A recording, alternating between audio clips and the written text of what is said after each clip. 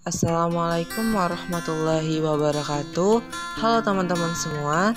Di sini kami akan membahas tentang wawasan Nusantara dari kelompok 1 kode sesi 0658 dengan dosen pembimbing Ibu Huma Magri Doni Koling SPD MPD. Diskusi wawasan Nusantara ini kami ambil dari kesimpulan pendapat Adin, Caca, Fata, Halim, dan juga Nurla.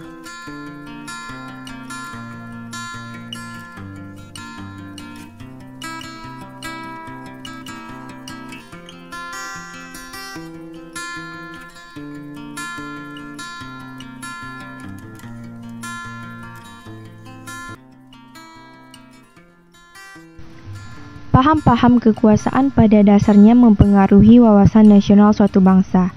Oleh karena itu, untuk mengetahui wawasan nasional suatu bangsa pada hakikatnya dijiwai oleh paham kekuasaan dan teori geopolitik. Jadi, paham apa yang mungkin dapat diterapkan di Indonesia agar menjadi bangsa dan negara yang kuat? Yang pertama, paham nasionalisme. Karena dapat menciptakan dan mempertahankan kedaulatan sebuah negara dengan tujuan atau cita-cita yang sama untuk mewujudkan kepentingan nasional dalam mempertahankan negaranya.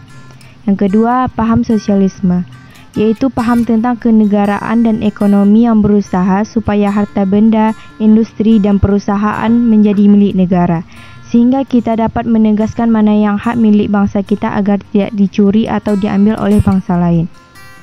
Yang ketiga, paham demokrasi. Demokrasi menuntut adanya undang-undang dasar, pemilu, kemerdekaan pers, kemerdekaan berbicara, berkumpul dan mengemukakan pendapat dan memungkinkan kebebasan politik tumbuh di tengah negara. Yang keempat, paham kekuasaan yang berdasarkan atas falsafah dan ideologi Pancasila. Karena dapat menjamin kepentingan bangsa Indonesia di tengah perkembangan dunia yang semakin pesat ini dengan kelima nilai-nilai sila Pancasila. Selanjutnya yaitu poin 2.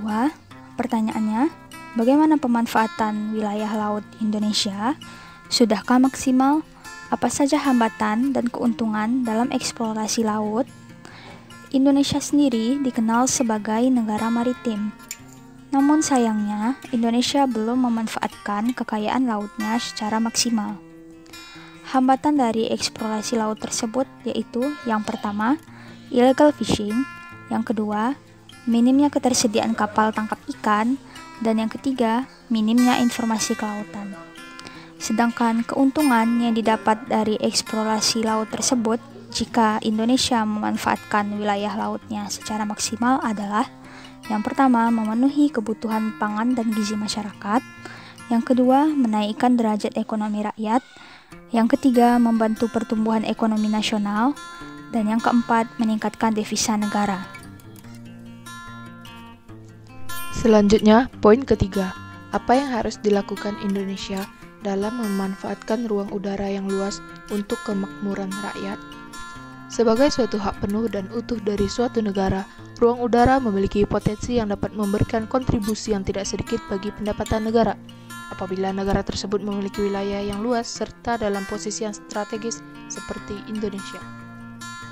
Pemanfaatan ruang udara akan berkaitan dengan kegiatan industri penerbangan, sebagaimana yang tertuang dalam Pasal 6 Undang-Undang Nomor 1 Tahun 2009 tentang penerbangan. Disebutkan bahwa wilayah udara diperuntukkan untuk kepentingan penerbangan, perekonomian nasional, sosial budaya, lingkungan udara, serta untuk pertahanan dan keamanan negara. Untuk keperluan pertahanan dan keamanan negara, keselamatan penerbangan dan perekonomian, perlu adanya pengaturan ruang udara, pengelolaan ruang udara yang baik, termasuk pengelolaan aspek pertahanan negara yang akan menjamin terlaksanakannya pembangunan kedaulatan negara dan kemakmuran bangsa serta rakyatnya. Pertanyaan pada poin 4 adalah, jadi, apakah Indonesia dapat mempertahankan persatuan dan kesatuannya pada masa sekarang? Jawabannya, persatuan dan kesatuan dapat kita pertahankan dengan cara mengembangkan dan memperluas wawasan kebangsaan yang berupa cara pandang warga negara Indonesia yang dijiwai nilai-nilai Pancasila serta Undang-Undang Dasar 1945. Lalu kembali mempelajari sejarah dan budaya bangsa yang ada dengan cara mengkaji ulang, lalu dilanjutkan dengan mengajarkannya pada generasi penerus bangsa, baik itu dalam dunia pendidikan maupun dengan cara sosialisasi. Setelah itu, adanya implementasi dalam kehidupan sehari-hari yang dilakukan oleh seluruh warga Indonesia.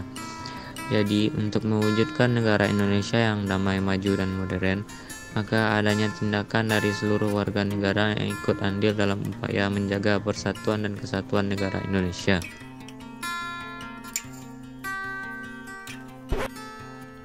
Baiklah, hanya itu pembahasan diskusi dari kami. Jika ada kurang dan kesalahan, kami mohon maaf. Kami akhiri.